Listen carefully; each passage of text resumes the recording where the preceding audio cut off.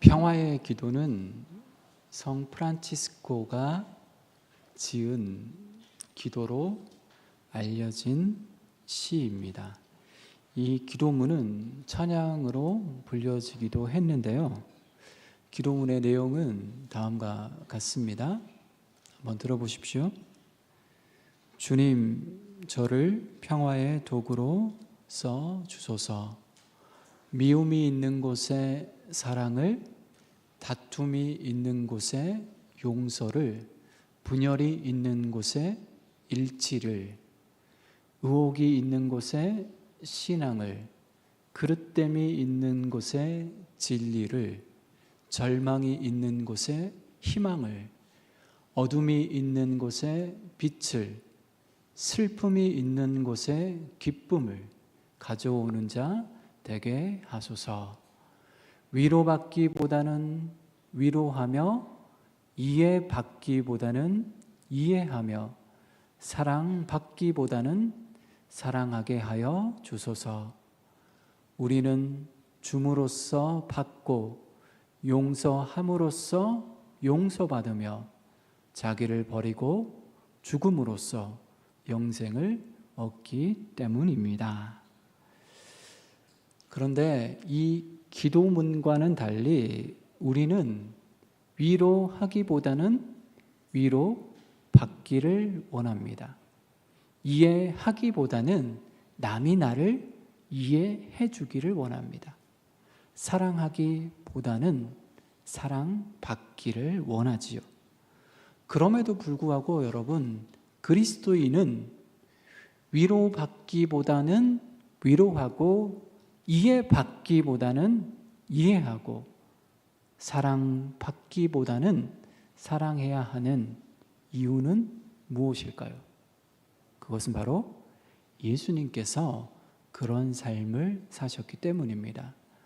우리는 예수 그리스도의 제자로 부름을 받았고 예수님의 삶을 뒤따라가야 합니다. 그러니 우리 역시 위로받기보다 위로하고, 이해받기보다 이해하고, 사랑받기보다 사랑해야 하는 거죠. 그런데 사실 우리는 이미 예수님으로부터 충분히 위로받았고 이해받았고 사랑을 받았습니다. 우리가 언제 어디에서 그런 사랑을 받았습니까? 2000년 전 십자가 위에서 그런 사랑을 받았습니다. 예수님은 십자가에서 죽으심으로 말미암아 우리가 어떤 존재인지를 확증해 주셨는데요. 그것은 바로 우리가 예수님으로부터 위로받은 존재, 이해받은 존재, 사랑받은 존재임을 확증하신 거죠. 그리고 우리가 예수님을 주와 그리스도로 영접할 때 우리는 이미 예수님의 위로와 이해와 사랑을 넘치도록 경험했습니다. 우리는 사실 지금도 예수님의 위로와 이해와 사랑을 받고 있습니다. 그래서 우리는 그 예수님의 은혜에 힘입어서 위로받기보다 위로하고, 사랑받기보다 사랑하고, 이해받기보다 이해해야 하는 거죠. 2025년 새해가 밝았습니다. 올 한 해는 위로받기보다 누군가를 위로하고, 이해받기보다 누군가를 더 깊이 이해하고, 사랑받기보다 예수 그리스도의 사랑으로 누군가를 더 끊임없이 사랑하는 저와 여러분이 되시기를 축원합니다. 바울과 실라는 점치는 귀신 들린 여종을 고용한 주인들로 인해서 심한 매질을 당한 후 로마의 감옥에 던져집니다. 바울과 실라는 여종을, 그 가련하고 불쌍한 여종을 귀신의 송환하기로부터 건져 주었건만 돌아온 것은 붙잡힘과 심한 매질과 투옥이었습니다. 더욱이 바울과 실라는 아무런 항변의 기회조차 갖질 못했습니다. 그저 일방적으로 당한 것이죠. 그러니 여러분, 이보다 더 억울한 일이 어디 있겠습니까? 하여 당시 바울과 실라가 받았을 육체적 고통과 정신적 충격은 대단했을 것입니다. 한밤중임에도 불구하고 잠을 이루지 못할 정도로 극심한 고통과 충격 속에 있었던 거죠. 그러나 바울과 실라는 극심한 고통 중에서도 찬송과 기도로 하나님께 나아갑니다. 그들의 억울함은 이내 찬송과 기도로 바뀐 것입니다. 상상해 보건대 이때 바울과 실라는 이런 기도를 드리지 않았을까요? 샤를드 푸코의 의탁의 기도, 제가 한번 지난번에 한번 들려주었는데요. 다시 한번 들어보십시오. 아버지, 이 몸을 당신께 바치오니 좋으실 대로 하십시오. 저를 어떻게 하시든지 감사드릴 뿐, 저는 무엇이나 준비되어 있고 무엇이나 받아들이겠습니다. 아버지의 뜻이 저와 모든 피조물 위에 이루어진다면 이 밖에 다른 것은 아무것도 바라지 않습니다. 내 영혼을 당신 손에 도로 드립니다. 당신을 사랑하옵기에 이 마음의 사랑을 다하여 하나님께 내 영혼을 바치옵니다. 당신은 내 아버지시기에 끝없이 믿으며 남김없이 이 몸을 드리고 당신 손에 맡기는 것이 어쩔 수 없는 저의 사랑입니다. 바로 이렇게 바울과 실라는 극심한 고통 중에 기도하지 않았을까요? 바울과 실라의 기도처럼 마침내 하나님의 뜻이 이루어집니다. 바울과 실라는 자살로 생을 마감할 수밖에 없었던 간수의 생명을 구합니다. 옥토가 흔들리고 옥문이 죄다 열리고 죄수들을 얽매였던 모든 것들이 해제되었으니 여러분, 그 감옥의 죄수들이 가만히 앉아 있을 리가 없는 거죠. 다 탈옥했겠지요. 그래서 간수는 죄수들이 도망친 줄로 알고 자결하려 했지만 사도 바울이 큰 소리를 외치며 어떻습니까? 간수의 생명을 살립니다. 또한 간수는 바울과 실라를 통하여서 평생토록 마음속에 품고 있었던 인생에 대한 근본적 물음에 대한 해답을 얻게 되죠. 내가 어떻게 하여야 구원을 얻으리까? 여러분, 바울과 실라가 어떻게 이 질문에 응답합니까? 주 예수를 믿으라. 그리하면 너와 내 집이 구원을 받으리라. 하여 간수뿐만 아니라 그의 가족 모두 구원의 은총을 누리게 됩니다. 하나님은 바울과 실라의 억울한 투옥을 통하여서 극심한 고통을 통하여서 간수의 생명을 살렸을 뿐만 아니라 그의 가족 전체를 구원하는 하나님 당신의 뜻을 이루신 것입니다. 또한 상상해 보건대 훗날 빌립보서 2장 9절로 11절, 자, 이 사건이 지금 빌립보에서 일어난 사건이지 않습니까? 훗날 바울은 빌립보 교회에 편지를 쓰는데요. 빌립보서 2장 9절로 11절에 보면 바로 이런 내용으로 감옥 속에서 바울과 실라가 찬양하지 않았을까요? 자, 빌립보서 2장 9절로 11절 화면을 통해서 같이 한번 읽어보도록 하겠습니다. 이러므로 하나님이 그를 지극히 높여 모든 이름 위에 뛰어난 이름을 주사 하늘에 있는 자들과 땅에 있는 자들과 땅 안에 모든 무릎을 예수의 이름에 꿇게 하시고 모든 입으로 예수 그리스도를 주라 시인하여 하나님 아버지께 영광을 돌리게 하셨느니라. 아멘. 바울과 실라는 로마의 감옥 속에서도 예수의 주되심을 선포합니다. 로마의 감옥도 주되신 예수님의 이름 앞에 무릎을 꿇을 수밖에 없었던 거죠. 바울과 실라를 결박했던 모든 것이 해제됩니다. 당시의 상황을 사도행전의 저자 누가는 이렇게 묘사하고 있습니다. 사도행전 16장 26절 한번 펴보십시오. 오늘 본문은 아니지만 16장 26절입니다. 같이 한번 읽어보도록 하겠습니다. 이에 갑자기 큰 지진이 나서 옥토가 움직이고 문이 곧 다 열리며 모든 사람의 매인 것이 다 벗어진지라. 아멘. 바울과 실라가 예수님의 주되심을 선포하자 어떻습니까? 갑자기 큰 지진이 나서 옥토가 움직이고 옥문이 다 열립니다. 하늘에 있는 자들과 땅에 있는 자들과 땅 아래에 있는 자들로 모든 무릎을 예수의 이름에 꿇게 하시고 모든 입으로 예수 그리스도를 주라 시인하여 예수의 주되심이 선포되자 로마의 감옥의 권세도 예수의 이름 앞에 무릎을 꿇을 수밖에 없었던 거죠.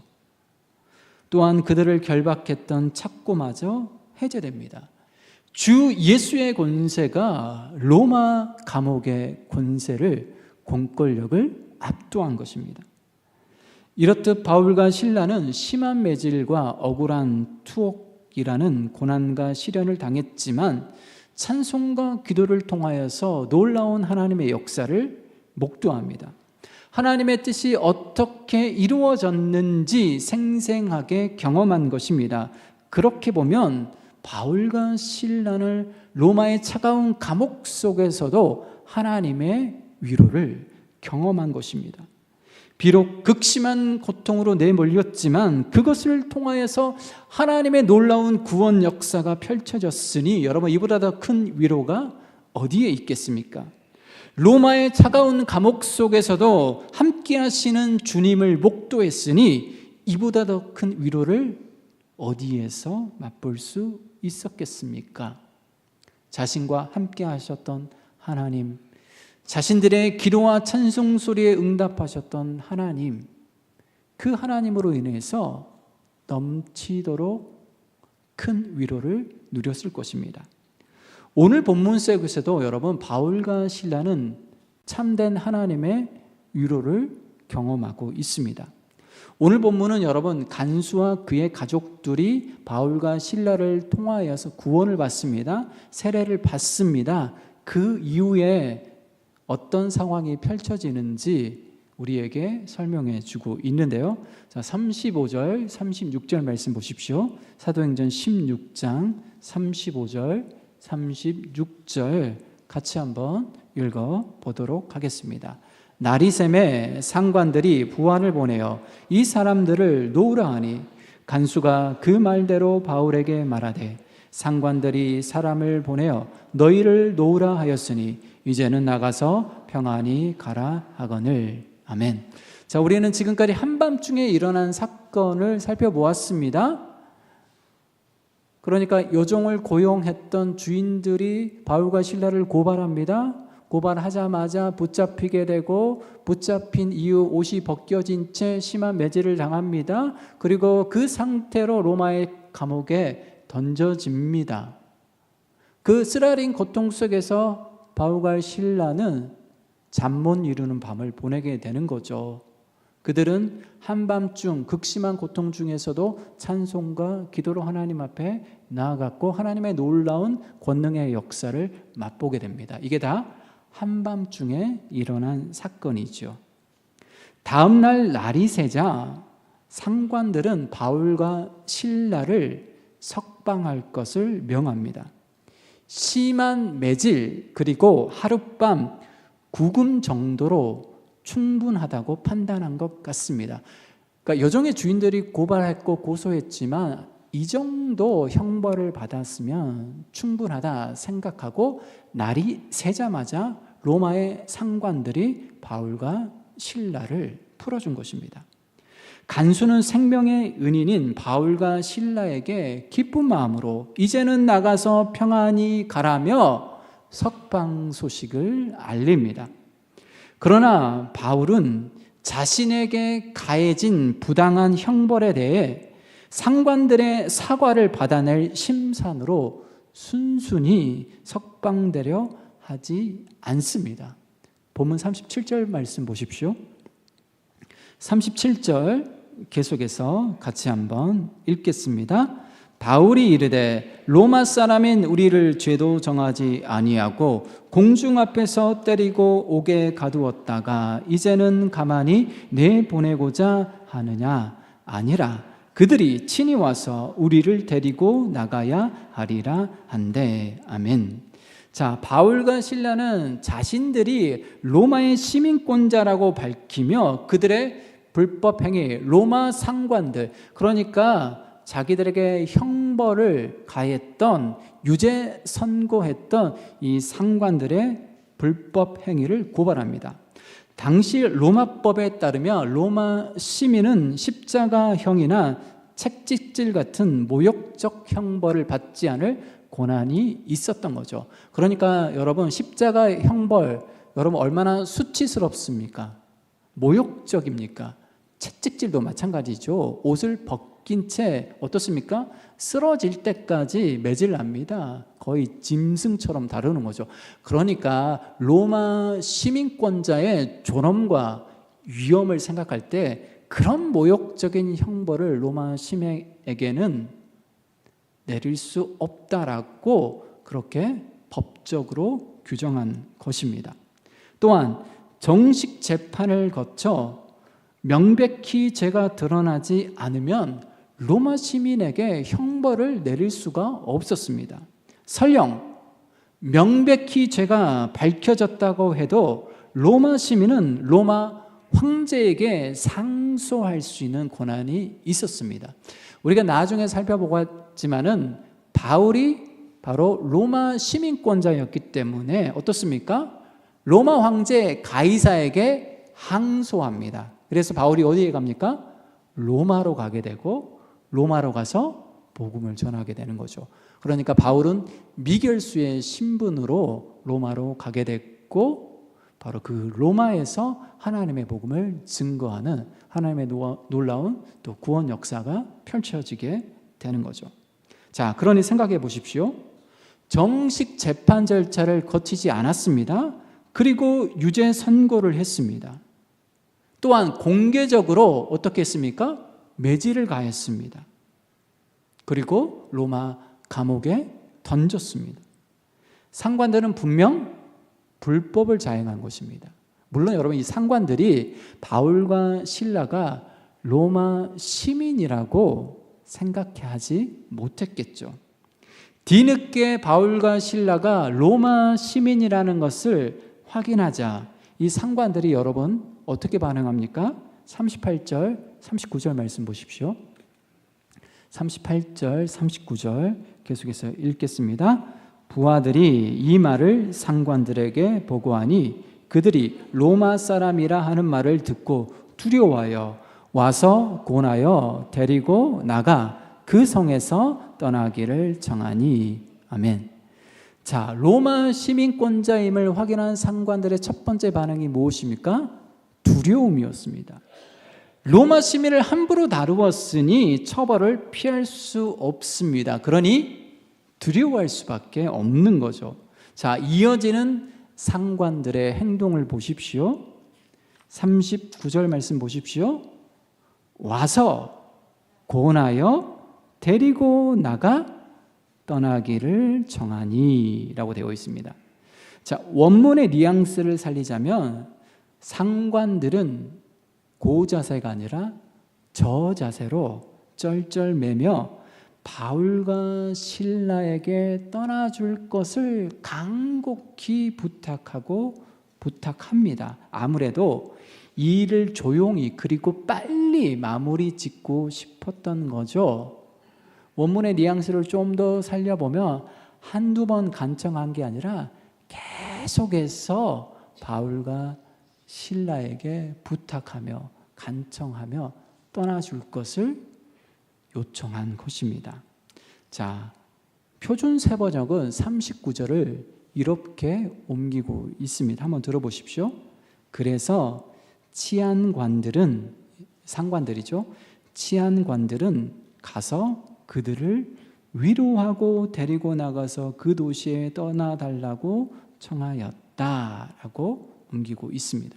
그러니까 상관들이 바울과 실라를 위로했다라는 거죠.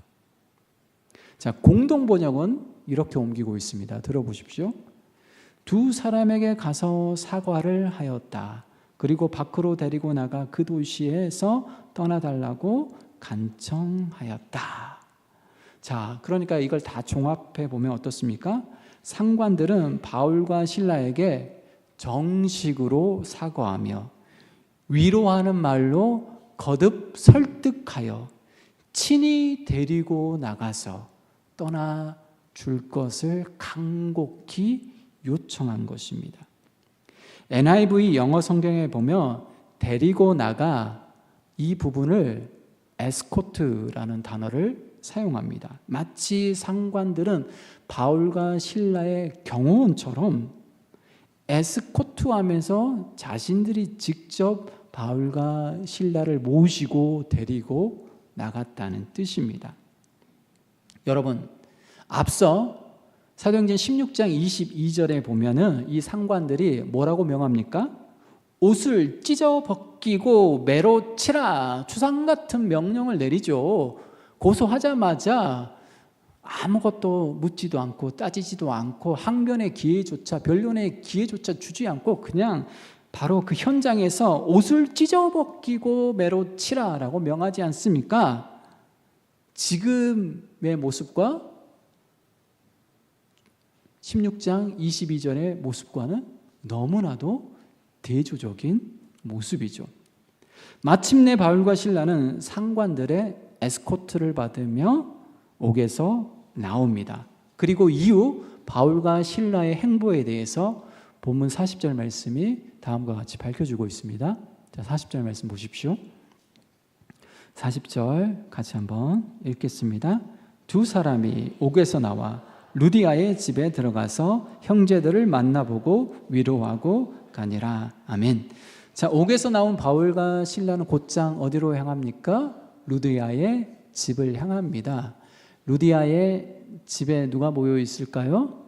빌립보 교회 성도들이 모여 있죠. 당시는 가정교회입니다. 오늘날과 같은 이런 교회를 생각하면 안 됩니다. 그때는 여러분 다 가정교회죠. 가정집에서 모였습니다. 그러니까 여러분, 여성 사업가였던 루디아가 자기 집을 성도들의 모임 장소로 제공했던 거죠. 그러니까 루디아의 집이 빌립보 교회였던 거죠. 가정교회였던 거죠. 그래서 바울과 실라는 옥에서 풀려나자마자 성도들이 모여 있었던 루디아의 집으로 간 것입니다. 바울과 실라를 위해서 붙잡히고 매질을 당하고 또 옥에 투옥되었으니 여러분, 성도들이 얼마나 뜨겁게 기도했겠습니까? 얼마나 걱정했겠습니까? 그러니까 걱정하며 기도하던 이 성도들이 모여있던 루디아의 집으로 향한 것입니다. 그런데 루디아의 집에 들어간 바울과 실라는 자, 그곳에 모인 성도들을 만난 이후 어떻게 합니까? 형제들을 만나보고 어떻게 했어요? 위로하고 가니라 라고 되어 있습니다. 그런데 여러분, 사실 지금 위로를 받아야 할 사람이 누구입니까? 바울과 실라가 위로를 받아야죠. 지금 끔찍한 고통의 현장에 내몰렸고 어쨌든 하루지만은 구금된 상태에 머물러 있었던 거죠. 얼마나 힘들었겠습니까? 얼마나 억울했겠습니까? 그러니까 바울과 실라가 그곳에 모여있던 성도들로부터 위로를 받고 가니라 라고 되어 있어야 되는데 본문 40절은 위로받고 갔다라는 말이 아니라 바울과 실라가 형제들을 위로하고 갔다라고 표현하고 있습니다, 여러분. 그러니까 바울과 실라는 자신들을 위해서 기도하며 마음고생을 했을 빌립보 성도들을 오히려 위로한 것입니다. 위로받기보다는 위로한 것이죠. 그러면 위로를 받아야 되는 바울과 실라가 위로받기보다는 위로할 수 있었던 이유는, 그 바탕은 무엇일까요? 앞서 언급했듯이 바울과 실라는 로마의 차가운 감옥 속에서 하나님의 위로를 경험했습니다. 넘치도록 하나님의 위로를 받았습니다. 차가운 로마 감옥 속에서도 자신들과 함께 하셨던 하나님, 자신들의 기도와 찬송 소리에 응답하셨던 하나님, 자신들의 고통 속에서도 하나님 당신의 뜻을 이루어 주신 하나님, 그러니 그들은 로마의 차가운 감옥 속에서도 하나님의 위로를 경험한 것이죠. 자신들은 비록 고통과 시련을 직면했지만 그것을 통하여서 하나님의 놀라운 구원 역사가 펼쳐졌으니 이것이야말로 여러분 바울과 실라가 진정 하나님의 위로를 경험한 핵심인 거죠. 자, 여기서 한 가지 더 주목할 점이 있습니다. 방금 우리가 살펴보았듯이 39절에 보면 개역 개정판은 어떻게 되어 있습니까? 상관들이 와서 권하여 데리고 나갔다라고 되어 있죠. 그런데 여러분, 표준 세번역은 권하여라는 단어를 위로하고라는 단어로 옮기고 있습니다. 그런데 여러분, 헬러 원어를 보면 두 단어가 사실은 동일한 단어입니다. 파레칼레산, 그러니까 파레칼레산인데 개역 개정판은 권하여, 권면하여라는 뜻으로 옮기고 있고 표준 세번역은 위로하고로 옮기고 있습니다. 그러니까 다르게 번역한 거죠. 그러나 여러분, 어쨌든 넓은 의미에서는 위로했다라는 말과 권면했다라는 말이 사실은 어떻습니까? 그리 상충되는 것은 아니죠. 공동 번역에서는 이 단어를 뭐로 옮기고 있습니까? 사과했다라는 단어로 옮기고 있습니다. 자, 그런데 여러분, 이 파레칼레산, 권하다, 위로하다라는 이 파레칼레산이 40절에 다시 한번 똑같이 사용되고 있습니다. 자, 40절 말씀 다시 한번 읽어 보도록 하겠습니다. 40절입니다. 시작. 두 사람이 옥에서 나와 리디아의 집에 들어가서 형제들을 만나보고 위로하고 가니라. 아멘. 자, 어디에 사용되었을까요? 이 파레칼레산이 위로하고. 그러니까 여러분, 헬라어로는 파레칼레산인데 39절에 보면은 권하여로 옮기고 있고 40절에는 위로하고로 또 옮기고 있습니다. 자, 정리해 보면, 자, 먼저 상관들이 바울과 실라를 파레칼레산, 위로했습니다. 정확하게 말하자면 바울과 실라를 설득하고 간곡히 부탁하기 위해서, 떠나줄 것을 간곡히 부탁하기 위해서 위로했던 거죠. 상관들과 그리고 바울과 실라의 위치와 상황이 역전된 것입니다. 처음에는 고자세였지만 이제는 저자세로 절절매며 위로하며 설득하며 막 부탁한 거예요. 따라서 여러분, 바울과 실라는 상관들의 위로를 통해서도 위로하시는 하나님을 경험한 것입니다. 그러니까 여러분, 로마의 차가운 감옥 속에서도 하나님의 위로를 경험했지만은 지금 상황이 뒤집어지고 역전되는 상황 속에서 이 상관들이 절절매며 바울을 위로하는 상황이 펼쳐졌는데요. 이 상황을 통해서도 바울과 실라는 하나님의 위로를 경험한 것입니다. 그러니까 바울과 실라는 거듭 넘치는 하나님의 위로를 경험한 것입니다. 이것이 바로 바울과 실라가 위로받기보다 위로할 수 있었던 근거였고 이유였던 것입니다. 하나님으로부터 흘러넘치는 위로를 받았으니 위로할 수 있었던 것이죠. 하나님으로부터 흘러나오는 그 위로를 빌립보 성도들에게 흘려 보냈던 것입니다. 평화의 기도 후반부를 여러분 다시 한번 들어보십시오. 위로받기보다는 위로하며, 이해받기보다는 이해하며, 사랑받기보다는 사랑하게 하여 주옵소서. 우리는 줌으로써 받고 용서함으로써 용서받으며 자기를 버리고 죽음으로써 영생을 얻기 때문입니다. 여러분, 우리 역시 넘치는 하나님의 위로를 받았고 지금도 받고 있고 앞으로도 받을 것입니다. 예수 그리스도의 십자가 사건이야말로 우리가 하나님께 위로받은 존재라는 것을 결정적으로 확증해 주는 사건이죠. 예수님께서는 죽으시고 부활하시고 오순절날 성령을 보내주셨습니다. 여러분, 성령님을 헬라어로 뭐라고 하시는지 아십니까? 파라클레토스. 앞서 위로하고에 해당하는 헬라 단어는 파레칼레산, 원형은 파라칼레오, 성령님은 파라클레토스, 다 같은 말이에요. 기본적인 의미는 무엇입니까? 위로라는 의미를 담고 있는 거죠.